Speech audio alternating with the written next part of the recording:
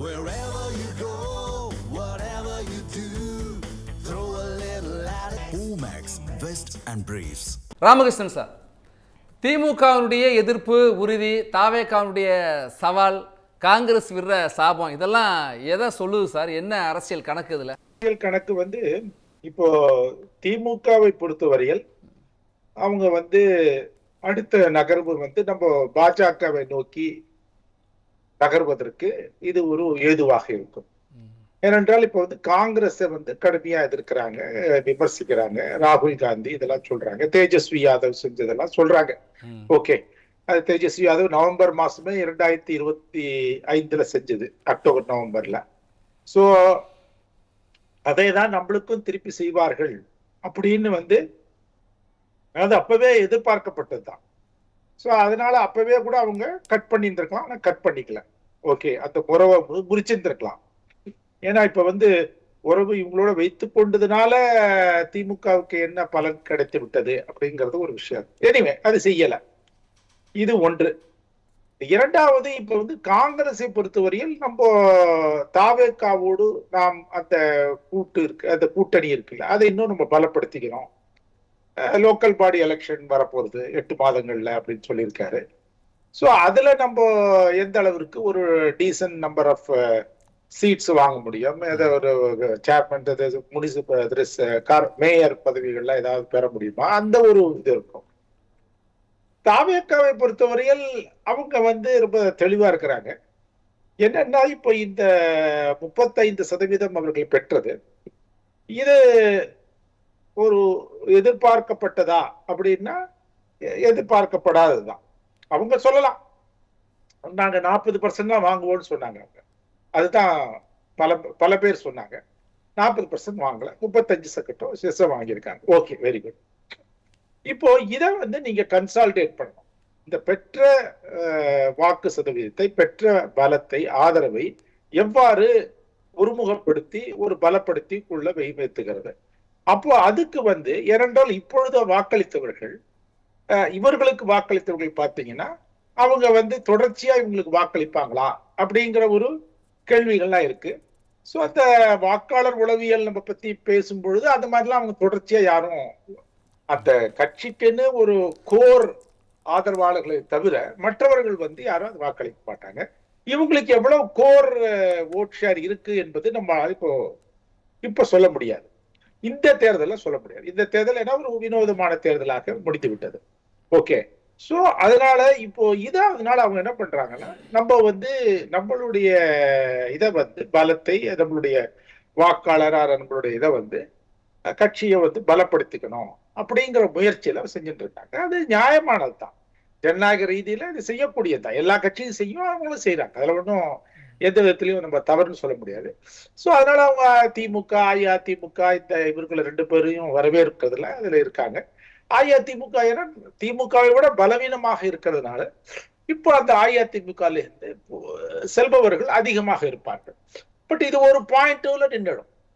அப்புறம் திமுக இருந்து வருவாங்க. அவங்களுக்கும் ஒரு இடத்துக்கு மேல, ஒரு புள்ளிக்கு மேல அவங்களையும் தாங்கிக் கொள்ள முடியாது. என்றால் அந்த கட்சிக்குள்ளே இருக்கிறவங்க இருக்காங்க, தாவேகா கட்சிக்குள்ள இருக்கிறவங்க இருக்காங்க. அந்த சோ இப்போ தாவேகாவை பொறுத்தவரையில் உள்ளாட்சி மன்ற தேர்தலுக்கு தங்களை தயார்படுத்தி கொண்டாலும் கூட அவர்கள் 2029 நாடாளுமன்ற தேர்தல், அதுக்கு பிறகு வருகின்ற தேர்தல், ஏதாவது ஒரு இடைத்தேர்தல் வரப்போறது. இப்போ 4-5 இடைத்தேர்தல் வரணும்.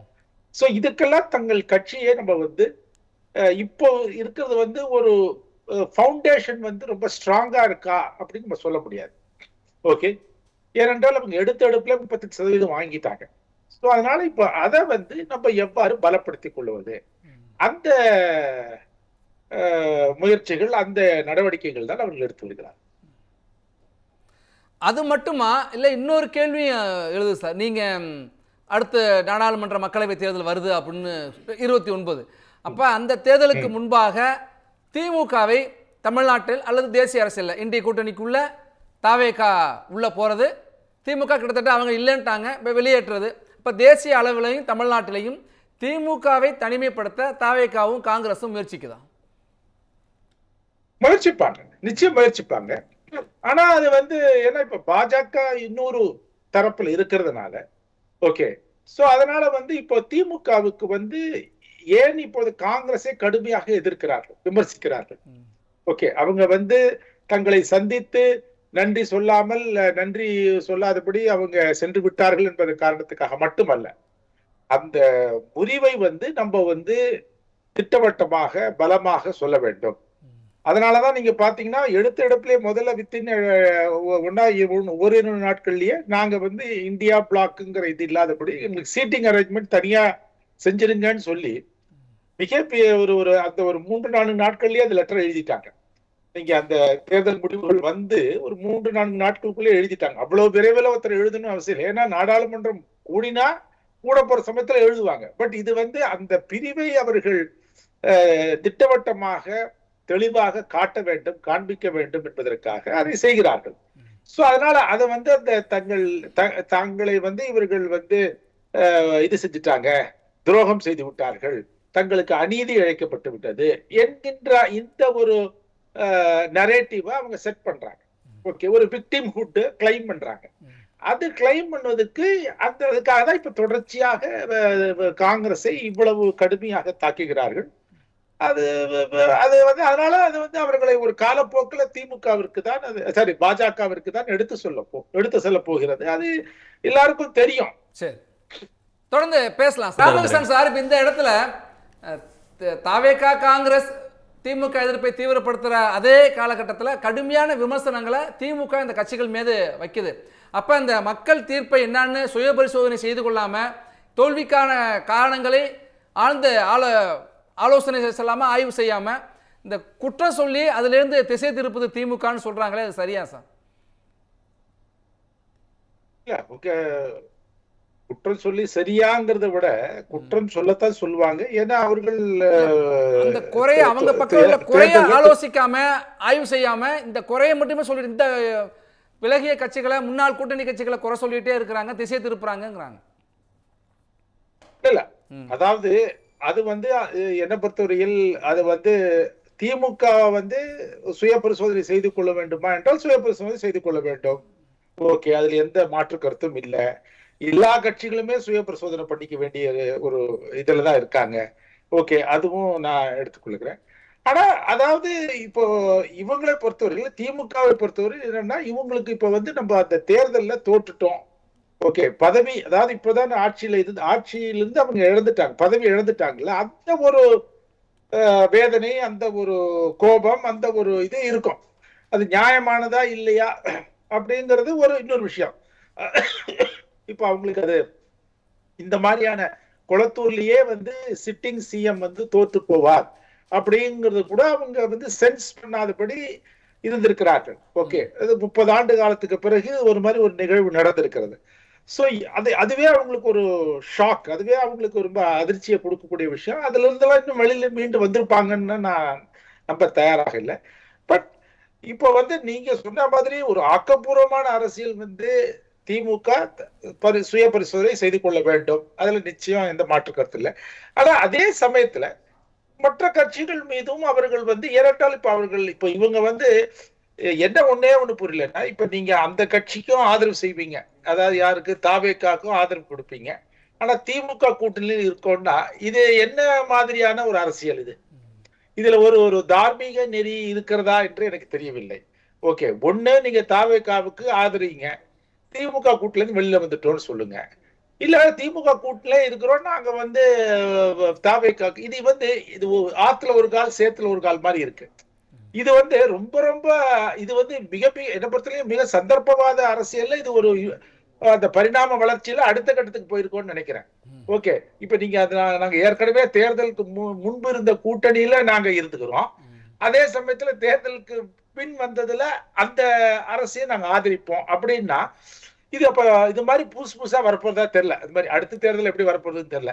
சோ இதெல்லாம் கொஞ்சம் ரொம்ப வினோதமாக இருக்கிறது.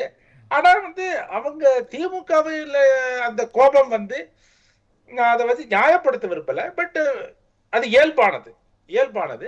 பட் திமுக வந்து இந்த கோபம் இதெல்லாம் விட்டுருங்க. ஏன்னா அவங்க வந்து இப்ப இருக்கிறதுல வந்து இது அது ஒண்ணுதான். இப்ப அஇஅதிமுகவும் திமுகவும் ஒப்பிடும் போது திமுக தான் ஒரு பலமான கட்சியாக இருக்கிறது.